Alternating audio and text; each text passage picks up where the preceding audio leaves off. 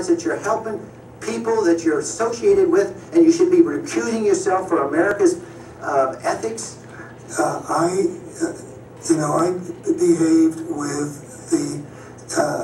you don't think you should have recused yourself when you asked Lehman to go in bankruptcy, you didn't put Bear Stearns in bankruptcy, and then you folded Merrill Lynch into... I mean, isn't there some point where you got to say, hey, I got a conflict of interest here? You don't feel any kind of scintilla of ethics on this thing at all? Totally. I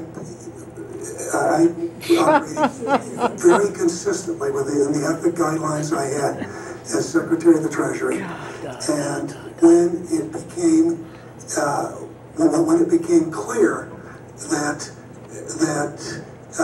we had some very significant issues with Goldman Sachs and with why didn't you recuse yourself with Morgan Stanley, what I did then, it would have been very wrong for me to recuse myself. What I did was I went and got a waiver from the ethics agreement, because when we had concerns... Who's in charge of the ethics agreement? What? Who's in charge of the ethics agreements that you got a waiver? We have a Office of Ethics and Treasury, and we have a White House ethics office. So you got it from the legal counsel from the White House? We got it from the government ethics office. So we had Snow, we had Paulson, now we have Geithner. All these people cut from the same bowl of cloth.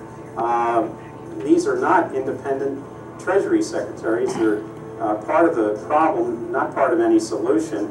And it would have been nice to see President Obama effect some change in Treasury, but of course, he went and got a Wall Street insider as his Treasury Secretary. Everything that's speculative, parasitical, cancerous, bloated, from all these administrations, going back to Carter and even beyond, comes together in the Obama administration. With Volcker, with Summers, who's part of the economic crimes under Clinton, the guy who brought in derivatives and the abolition of the Glass-Steagall firewall. You could not have gotten a more perfect setup for a takeover from a previous government, the Bush regime, than the Obama regime.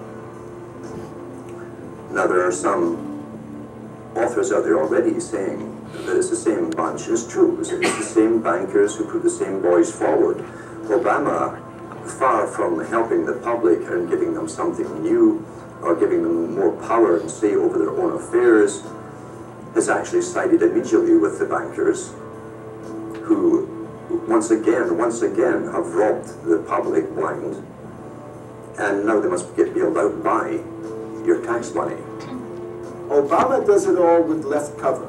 He makes you think that he's somehow different from Bush, that this is somehow benevolent, that he cares about the poor. And in reality, this is the cruelest hoax and the most bogus sham. Obama is 1,000% devoted to Wall Street interests. When Wall Street says jump, Obama jumps. And again, it's about $30 to $40 for the bankers for every dollar that ever reaches an unemployed person or somebody who's on food stamps or some infrastructure building for highways.